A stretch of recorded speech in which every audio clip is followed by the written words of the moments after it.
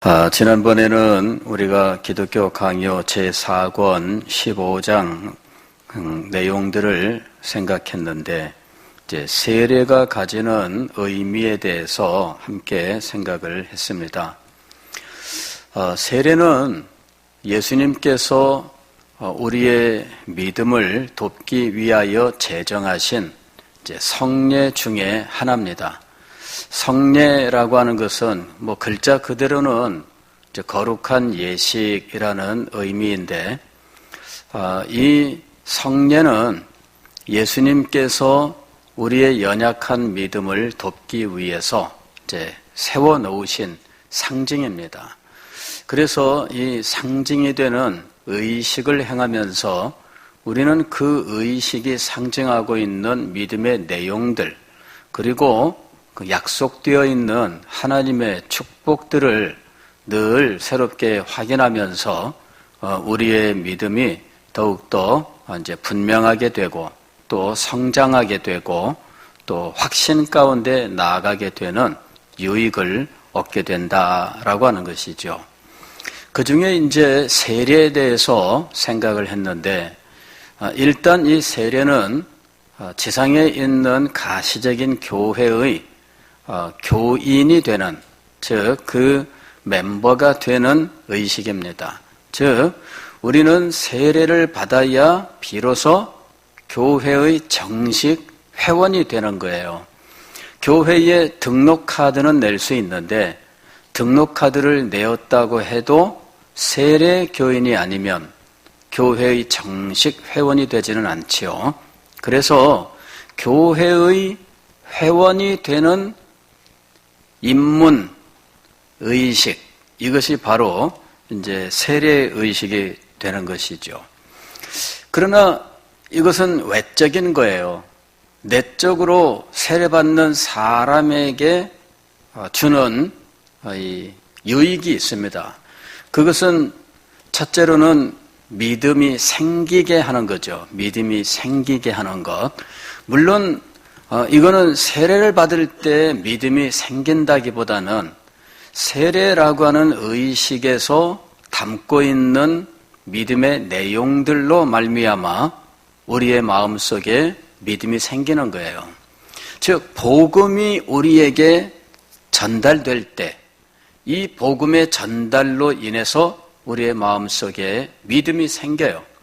그런데 세례 의식에 참여하면서 우리가 마음속에 확신을 갖게 되는 유익이 있다는 거예요. 그 확신은 크게 세 가지인데, 하나는 사죄의 확신, 사죄의 확신. 세례를 받으면서 우리는 내가 예수 그리스도의 십자가의 보혈로 죄사함을 얻는다라고 하는 이 복음의 진리를 다시 한번 확인하면서 사죄의 확신을 갖게 되는 것이죠. 그렇다고 해서 이 사람이 죄가 하나도 없다, 그런 의미는 아닙니다. 물론 죄 사함의 선언이 있어요. 그래서 우리 평생에 걸친 우리의 모든 죄가 다 용서를 받는 거예요. 이것을 이제 과거에 지금도 마찬가지지만은 구원파라고 하는 곳에서는 과거, 현재, 미래의 모든 죄가 다 용서받는다, 이런 식으로 말하는 거죠. 그런데 미래의 죄가 현실화되었을 때, 그때 내가 이미 용서받은 이 죄에 대하여 회개해야 되느냐, 회개할 필요가 없다.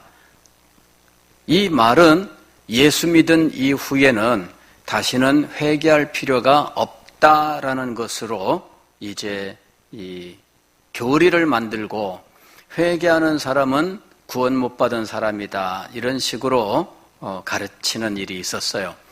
지금도 계속해서 구원파는 그런 식으로 가르치죠. 왜 그런 말을 하게 되었을까? 성경은 분명히 우리가 평생에 걸친 죄가 모두 용서받았음에도 불구하고 현실적으로 우리가 죄를 지었을 때에는 하나님 앞에서 회개하라고 말씀하고 있어요. 새삼스럽게 죄가 용서받지 못하여 회개하는 것이 아니고 또 죄사함 받았다는 사실을 믿지 못해서 회개하는 것이 아닙니다. 이것은 죄가 현실화되었을 때마다 우리가 예수 그리스도의 보혈의 공로로 죄사함을 받는다는 사실을 다시 한번 확인하는 거예요. 그리고 죄가 현실화되었을 때 우리의 연약함에 대해서, 우리의 부족함에 대해서, 우리의 존재의 한계에 대해서 하나님 앞에 말씀을 드리며 하나님의 자비와 긍휼, 하나님의 은혜 이외에는 우리에게 아무런 소망이 없음을 하나님 앞에 고백하는 거예요. 그러면서 예수 그리스도의 보혈의 공로, 그리고 그것을 우리에게 약속하신 그 복음의 약속들을 다시 한번 확인하는 거예요. 그래서 회개라고 하는 것은 복음의 은혜를 다시 새롭게 하는 것을 의미해요. 그래서 우리는 회개를 자주 할수록 좋다. 단지 뉘우치는 마음이 회개가 아니라 어디까지 가야 되느냐 하면 복음의 약속을 붙들고 우리가 다시 일어나는 자리까지 나아가야 참된 회개가 되는 겁니다. 그러니까 왜 회개에 대하여 잘못된 생각을 갖느냐 하면 회개가 갖는 의미를 알지 못하기 때문이에요. 회개는 단지 죄를 괴로워하고 뉘우치는 정도의 것으로 생각하기 때문에 회개에 대한 잘못된 주장들이 나오는 거예요. 그 다음에 칼빈이 이 기독교 강요에서 이 회개가 필요 없다라는 말을 하는 경우가 있어요. 근데 그거는 회개 자체를 하지 말라는 말이 아니라 그 문맥을 보게 되면 사실은 번역의 잘못이었음을 알 수 있습니다. 거기서 말씀하고 있는 회개라고 번역된 용어는 실상은 고해성사를 말하는 거예요. 고해성사도 영어로는 confession이에요. 회개라는 말도 confession입니다. conversion이라든지 이런 용어들이거든요. 그러니까 이 용어들을 이제 죄를 고백한다, 뭐 이제 이런 식으로 회개다 이런 식으로 생각하는데 알고 보면은 고해성사를 가리키는 말이었어요. 즉 우리가 세례받은 이후에 아니면은 내가 이 예수 그리스도를 믿고 죄 사함의 확신을 받은 이후에 어떤 죄를 지었다. 구원파에서 말하는 대로 미래의 죄, 내가 예수님을 믿음으로 죄 사함을 받았을 때 미래의 죄가 어느 날 현실화되었을 때 다시 회개할 필요가 없다는 말이 아니라 그때의 죄 사함을 위한 또 다른 의식이 필요하지 않다라는 것이죠. 그게 바로 로마 교회의 고해성사라고 하는 의식이에요. 이건 뭐냐면은 죄 사함을 얻기 위하여 신부에게 찾아가서 자신의 죄를 고백하는 거예요.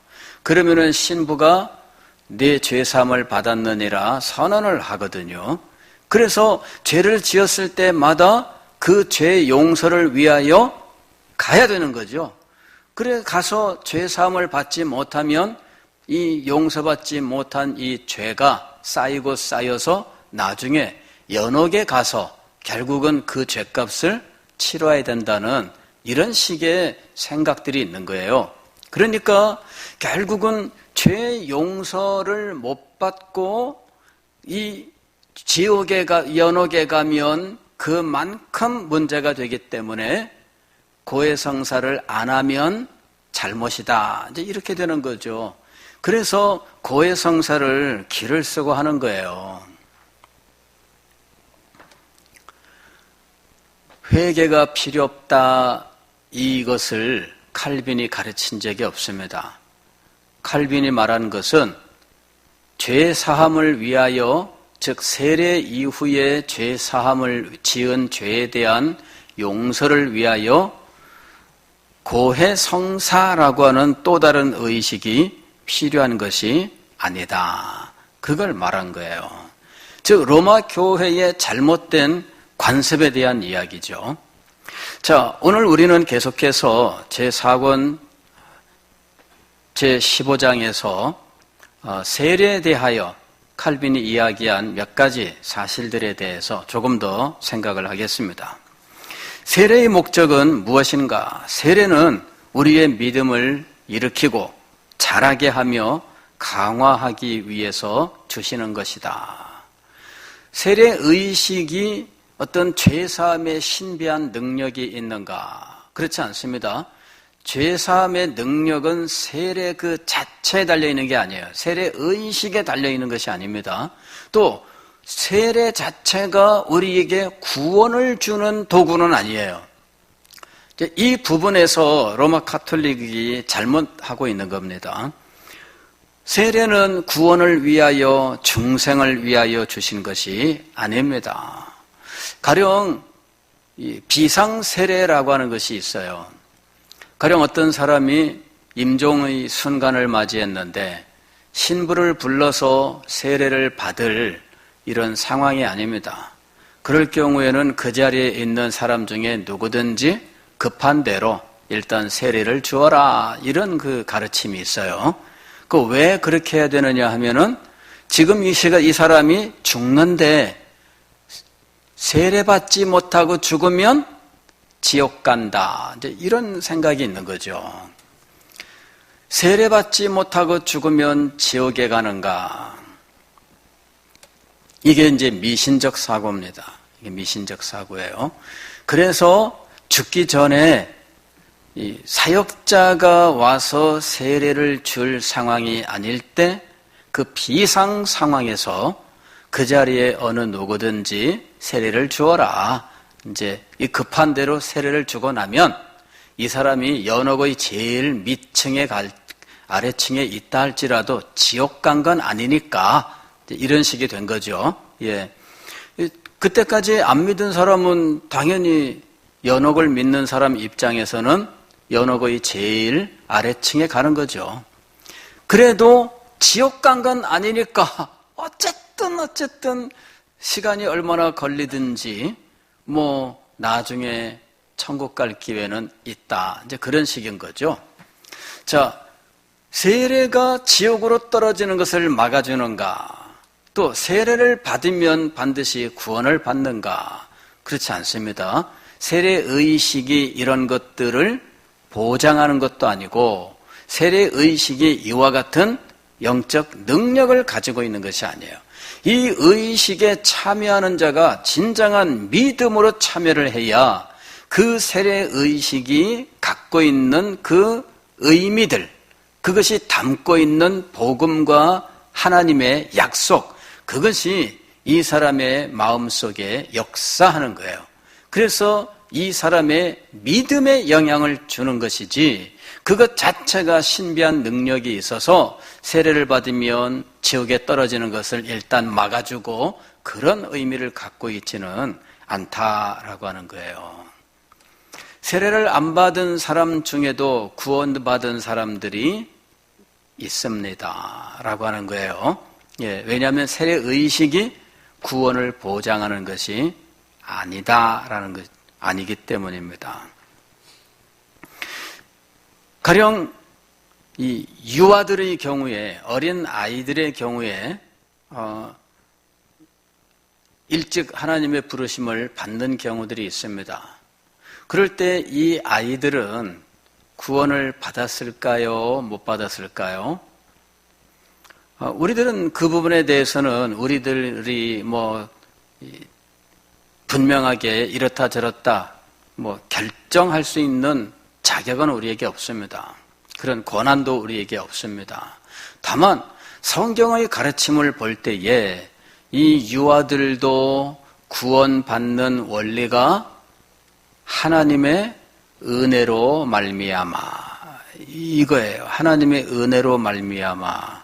그래서 그가 구원받는지의 여부에 대해서는 우리가 분명히 말할 수 없으나 하나님의 은혜로 말미암아 구원이 그에게도 임할 수 있다라는 것은 우리가 분명히 말할 수 있습니다. 그래서 우리가 일단은 이렇게 정리를 합니다. 믿는 성도의 자녀, 즉 이 은혜 언약하에서 그의 자녀가 된 유아가 하나님의 부르심을 받았을 때에는 은혜 언약 안에 있는 것으로 믿습니다. 이제 이것이 우리가 가지고 있는 입장이에요. 다음 주일에 유아 세례에 대해서 말씀을 드리겠습니다만은 이 유아 세례를 받았기 때문에 구원받는다. 우리가 꼭 그렇게 말할 수 없습니다. 예, 그러나 부모가 예수 그리스도를 참되게 믿은 사람이라면 그의 자녀가 유아 시절에 하나님의 부르심을 받는다 할지라도 그는 하나님의 은혜로 말미암아 은혜 언약의 참여자로서 구원을 받는다라고 우리는 그렇게 믿고 가르치고 있다라는 거예요. 예. 그러니까 이 유아들의 경우에 어른들이 말하는 세례를 안 받았다 할지라도 그가 구원을 받는 이 하나님의 은혜가 얼마든지 있다는 거죠. 그러니까 의식이 이것을 결정해 주는 것은 아닙니다. 예, 오직 구원은 하나님의 은혜로 말미암아 우리에게 임하는 거예요. 믿음이 우리에게 사실은 믿음으로 구원을 얻는 거죠. 그런데 이 믿음은 하나님의 은혜로 말미암아 우리에게 주신 선물이에요. 하나님의 은혜로 구원을 얻는 거예요. 그러니까 이 원리를 우리가 분명히 해야 됩니다. 자, 세례에 대해서 또 몇 가지 우리가 생각해야 될 부분들이 있습니다. 세례의 형식에 대한 문제인데 지금 우리 주변에는 세례를 행할 때 우리 교회는 이 그릇에다가 물을 받아서 그 물을 손으로 떠서 이렇게 얹음으로 행하고 있습니다. 저 같은 경우에는 이 물을 이렇게 오목하게 손으로 오목하게 이렇게 해서 머리에다가 이렇게 올려요. 그러면은 이게 손에 있는 요 한 움큼의 물이 그냥 줄줄줄 흐르죠. 예. 이제 그렇게 해서 아이들의 경우에는 유아 세례를 줄 때 그렇게 했다가는 애들이 놀래니까 물을 이렇게 해서 그렇게 안 하고 그냥 적셔서 그냥 얹기만 합니다. 그런데 이제 반드시 침례를 받아야 된다라고 말하는 분들이 있어요. 이제 침례교 같은 경우가 이제 그렇게 주장을 하죠. 그 다음에 침례교에서 미국 침례교에서부터 나온 이런 그 교단들이 있습니다. 가령 뭐 순복음 같은 이런 곳에서도 여전히 이제 침례를 행하고 그 다음에 성결교 여기도 역시 침례교에서 나온 교단이에요. 그래서 이런 데도 역시 이제 침례를 행하고 있습니다. 자, 침례가 맞냐 틀리냐 이제 이런 주장 또 반드시 침례를 행해야 되느냐 이제 이런 것들에 대해서 칼빈의 기독교 강요에 이런 부분들에 대한 언급이 있어요. 오늘날 침례교는 장로교에서 세례를 받고 침례교로 온 사람의 세례를 인정하지 않습니다. 다시 침례를 받아야 된다 그래요. 그래 이 사람들은 재침례를 행하죠. 두 번째 침례를 행하는 재침례교, 그다음에 재세례파 이런 말들이 있는데 이 사람들은 두 번째 세례 첫 번째 세례가 정상적이 아니었으면 그거는 무효 이렇게 되는 거예요. 그거는 무효. 이래서 첫 번째 세례가 무효가 되고 그래서 이 사람은 다시 세례를 받아야 된다. 그래서 다시 세례를 행하는 일을 했습니다. 이게 제세례파라고 부르는 사람들이에요. 종교개혁 시대에 나온 사람들인데 이 첫 번째 세례를 무효라고 생각하는 경우들이 있어요. 이 첫 번째 세례를 무효라고 해서 다시 세례를 주는 이런 일들이 있는 거예요. 오늘날 침례교는 그것을 행하고 있어요. 장로교에서 받은 세례는 무효 이렇게 되는 거죠. 왜 무효일까요? 침례가 아니니까 이렇게 되는 거예요. 자, 그 사람이 예수 그리스도를 자신의 구주로 믿고 하나님께서 이 구주를 주시기 위하여 약속하신 모든 복음의 내용들을 분명히 알고 이 모든 것을 믿고 그래서 예수님이 자신의 유일한 구주인 것을 믿고 예수 그리스도를 사랑하고 하나님의 말씀을 따라 살기로 결심하고 그렇게 살았다 할지라도 무엇을 안 받았으면 침례를 안 받았으면 무효. 세례를 받을 때 성부와 성자와 성령의 이름으로 세례를 받았다 할지라도 침례를 안 받았으면 무효. 정말 그런가 하는 것이죠. 정말 그런가? 과거부터 이 세례의 효력에 대해서 몇 가지 의문들이 있었어요. 그것은 이 첫 번째로 교회사에서 나타났던 일은 세례를 주는 이 집례자의 문제, 집례자. 로마 시대에 박해가 있었고 박해 때 배교를 한 사람들이 있었는데 그 중에 주교들이 있었어요. 주교들 중에도 심지어 배교를 한 사람들이 있었는데 문제는 뭐냐면은 주교가 배교를 했는데 그 사람이 배교하기 전에 주교로 사역을 하면서 세례를 주었을 때 그 사람한테 세례받은 것이 유효하냐 무효냐 하는 문제가 등장을 했어요. 오늘날로 말씀을 드리면 제가 배교를 했는데 이전에 저한테 세례받은 것이 무효냐 유효냐 이제 그거죠. 예. 이 문제가 등장을 했습니다. 어떤 분들이 이렇게 주장을 했어요. 무효다.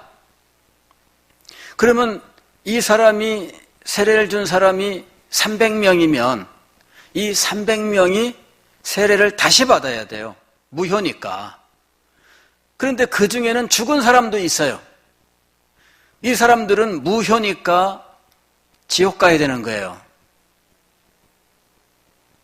왜? 그 사람들의 그 당시의 믿음으로는 세례를 받아야 일단은 지옥에 안 가는 거니까. 세례가 무효가 돼버리면 어떻게 돼요? 살아있는 사람이면 다시 세례를 받으면 되겠지만 이미 사람이 죽어버렸으면 어떻게 되겠어요? 큰일 나는 거죠. 자, 주교가 배교를 했는데 그 사람이 배교 전에 준 세례가 유효하냐 무효하냐. 무효다 이렇게 주장하는 사람들이 있었고 그거는 아니다 이렇게 주장한 사람들이 있었어요. 이래가지고 무효라고 주장한 사람들은 똘똘 뭉쳤어요. 이 사람들이 우리는 순결하다 이리 주장을 하게 된 거지요. 그 바람에 나중에 이 사람들이 이단 판정을 받습니다. 예, 끝까지 우리만 깨끗하다라고 하는 식의 주장을 하기 때문에 결국은 이단 판정을 받게 돼요. 나중에 이 사람들은 소멸되어 버리지만은 그 기간도 한 몇백 년, 한 200년 정도 이 기간 동안 유지를 해요. 그 당시에 이 문제에 대하여 정리한 것은 이런 것입니다. 그 사람이 세례를 받을 때 장호익이라고 하는 사람의 이름이나 그의 권세로 세례를 받은 것이 아니라 성삼위 하나님의 이름으로 세례를 받은 것이므로 유효하다 이렇게 결론을 내린 거예요. 누구의 이름으로 세례를 받았으므로? 성삼위 하나님의 이름으로 세례를 받았으므로 유효하다 이렇게 결론을 내린 겁니다. 집례자의 문제가 있었어요. 세례가 유효하냐 무효하냐. 두 번째로는 세례받은 사람의 문제가 있었어요. 세례를 받고 난 이후에 이 사람이 교회를 떠나서 방황을 합니다. 오늘날도 우리 주변에 그런 분들 만날 수 있어요. 교회를 나왔는데 20년 동안 교회 생활을 안 했어요. 이 얘기를 들어보니까 세례를 받았다는 거죠. 이 사람 세례를 다시 줘야 될까요? 말아야 할까요? 20년 동안 예수님 안 믿었어요. 20년 동안 아니 이 사람이 정상적으로 믿음을 가진 사람이라면 20년 동안 예수님 안 믿고 살 수 있을까요? 이건 불가능합니다. 이건 불가능해요. 내가 예수님을 정상적으로 믿었어요. 내가 예수님을 진정으로 믿었어요. 그런데 20년 동안 교회를 안 나왔어요. 이게 정상적일까요? 이런 사람이 받은 세례 인정을 해야 될까요? 말아야 될까요? 이 문제가 생기는 거예요. 다시 세례를 줘야 될까요? 어떻게 될까요? 그 다음에 세 번째 경우는 교회 자체가 잘못됐다. 그 세례를 인정할 수 있는가라는 것이죠. 가령 종교개혁 시대에 그런 사람들이 나왔어요. 로마 가톨릭, 이거는 교회가 타락했고 이거는 교회로서 그 순결함을 상실했기 때문에 로마 교회에서 받은 세례는 무효다. 이렇게 주장한 분들이 있어요.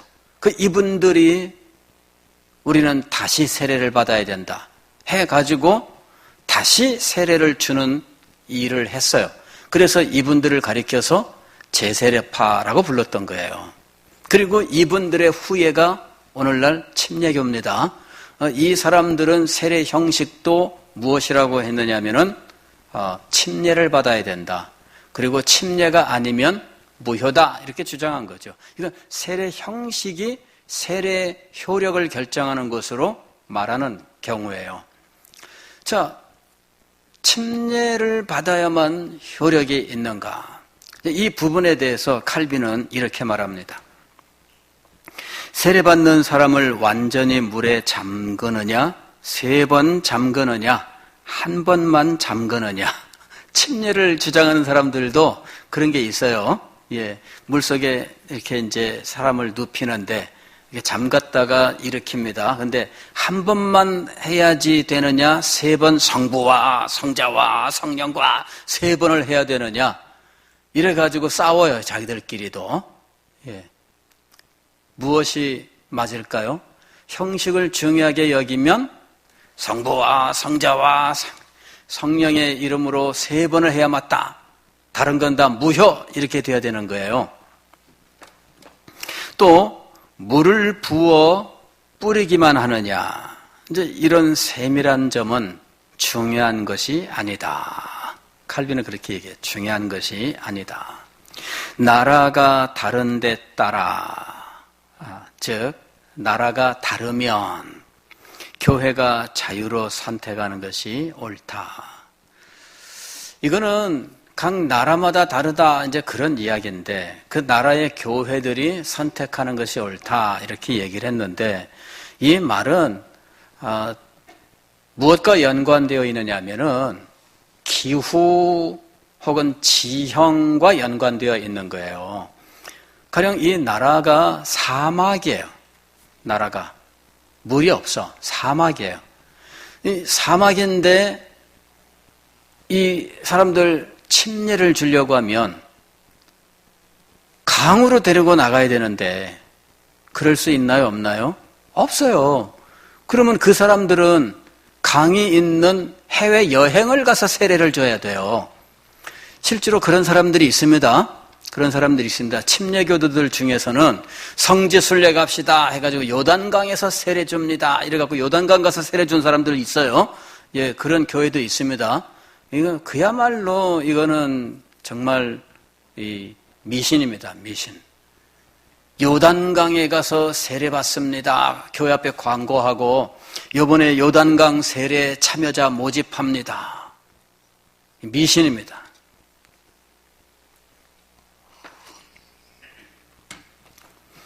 그런 사람들은 평생의 영광으로 생각해요. 오, 주여, 제가 요단강에서 세례를 받으러 가나이다. 그 미신입니다. 나라의 지형이나 기후에 따라서 이걸 정상적으로 행할 수 없어요. 시베리아, 영하 40도, 얼음 깨고 물속에 들어가서 세례를 받아야 된다. 그 말이 안 되죠. 그러니까 여기 칼빈이 나라에 따라서라는 말은 실상은 지형과 기후에 따라서예요. 지형과 기후에 따라서. 가령 침례교 중에서도 어떤 사람들은 강에서만 세례를 받아야 된다. 이런 사람들이 있어요. 이래가지고 세례 받으러 강으로 가요. 교회 행사입니다. 그때는 야외로 나가서 거기서 일정한 냇가에서, 그러면 강에서 세례 받으면 강의 크기는 어느 정도여야만 맞을까요? 성경에 폭 300m 이상의 강에서만 세례를 받아라. 그럼 100m 이하에서만 세례를 받아라. 이런 규정이 있나요? 없나요? 따지기 시작하면은 한이 없어요. 세례 받으려고 하면은 반드시 가슴 이상 오는 물에서만 받아라. 이런 규정이 있을까요? 없을까요? 물이 있긴 있는데 30cm밖에 안 돼. 제일 깊은 곳이. 세례 받을 수 있을까요? 없을까요? 여러분, 이게 세례 형식의 문제라고 하는 것이 얼마나 그야말로 형식 지상주의인지를 알아야 돼요. 어떤 침례교는요, 욕조에서 세례를 줍니다. 예. 그래서 교회에 세례 주는 탕이 있어요. 예, 세례 주는 탕. 예. 그런 교회들은 또 이 욕조를 어디다 만드느냐 하면은 이 강대상 뒤쪽에 만들어요. 그래가지고 평소에는 이렇게 커튼으로 이렇게 되어 있는데 이 커튼을 싹 열면은 유리, 전면 유리예요. 너머에는 욕조가 있어. 그래가지고 거기서 사람을 담갔다 꺼내는 거죠. 세례 받을 때 입는 옷이 있어요. 예, 그 일본 사람들 이 온천 갈 때 입는 그 옷이 있잖아요. 이제 그런 것처럼 하얀 옷을 만들어 입어요. 물에 안 젖는 비닐 같은 그런 걸로 만들었어요. 그래서 우선 세례를 줘요.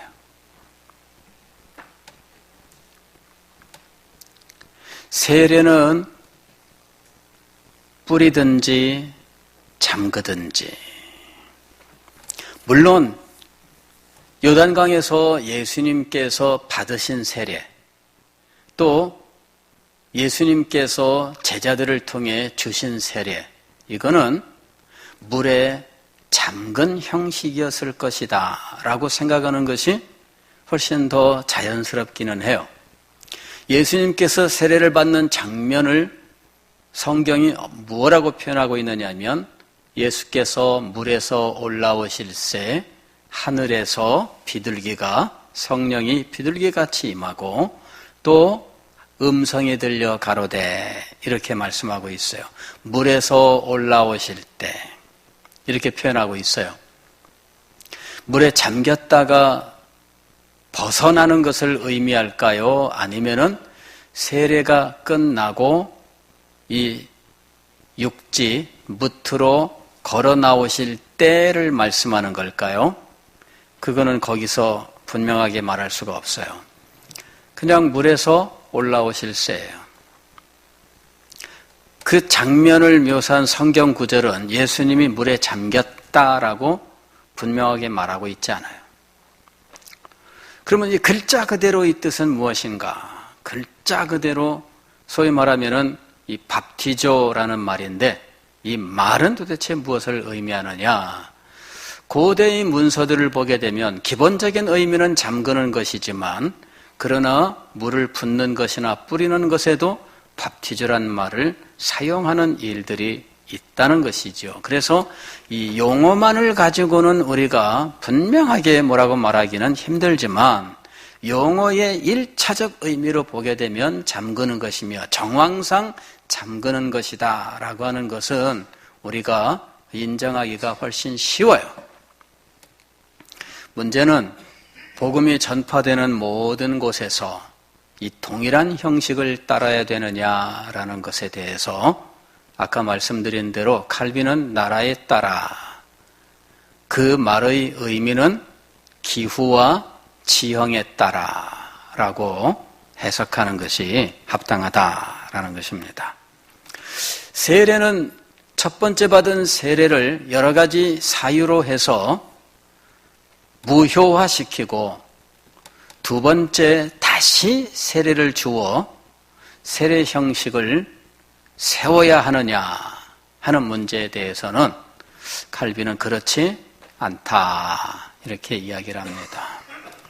우리가 예수 그리스도의 이름으로 혹은 성부, 성자, 성령의 이름으로 세례를 받을 때 세례받는 사람은 우리 목사님에게 세례를 받는다. 목사님이 훌륭한 사람이면 내 세례의 효과가 더 클 것이고 목사님이 훌륭하지 못한 사람이면 세례의 효과도 작을 것이다. 그렇게 생각한다면 미신입니다. 오직 이 세례는 누구 때문에 우리에게 역사하는 거예요? 예수 그리스도 때문에 우리에게 역사하는 거예요. 세례는 이것을 제정하신 분의 이름으로 그분이 이 세례를 통해서 우리에게 가르쳐 주시는 은혜로 또 이 세례를 행할 때 믿음으로 받는 자에게 역사하는 성령의 은혜로 이 세례가 우리에게 작용하는 거예요. 그러면 사역자는 아무 소용이 없느냐? 그렇지 않죠. 이 세례가 적절하게 적법하게 진행된다라고 하는 것을 이제 이 사역자에게 세례를 행하게 함으로 이 세례 의식을 보존하는 거예요. 이것을 아무렇게나 누구한테나 무조건 풀어놓게 되면 이 세례 의식 자체가 그냥 아무렇게나 돼버리고 말아요. 그래서 우리 교회는 세례 의식을 보존하기 위해서 사역자 이외에는 행하지 못하게 하고 있다라고 하는 거예요. 적법하게 세움받은 사역자를 통해서 그 시점에 적절하게 적법하게 행해진 세례는 모두 다 유효하다 이렇게 인정을 하는 거예요. 그러니까 이후에 일어난 일로 과거의 것들을 무효 이런 식으로 행하는 일은 인정하지 않는다라는 것이죠. 오늘 우리는 이 세례가 예수님께서 제정하신 의식으로서 우리의 믿음을 불러일으키며 또 우리의 믿음을 성장하게 하고 또 우리에게 믿음을 더욱더 굳게 해주는 목적으로 제정된 것이다 라고 하는 사실, 그리고 이 복음의 진리를 깨닫고 예수님을 구주로 영접하며 이 확신 속에서 자신의 신앙을 고백하는 자가 교회의 회원이 되어서 교회의 여러 일들을 감당하는 것이 합당하다라고 하는 사실을 기억을 해야 됩니다. 아울러서 세례를 받은 사람들은 늘 이 세례가 담고 있는 이 복음 진리, 이것을 늘 묵상하면서 그 정신 가운데 살아가야 된다 하는 것입니다. 우리가 십자가의 정신으로 삽니다라고 말할 때 이거는 세례의 의미를 새기고 그 은혜 가운데 삽니다 하는 말과 동일한 거예요. 십자가의 은혜를 기억하고 십자가를 붙들고 살아가는 삶, 바로 그것이 세례의 은혜 속에서 살아가는 삶인 것입니다. 기도하겠습니다.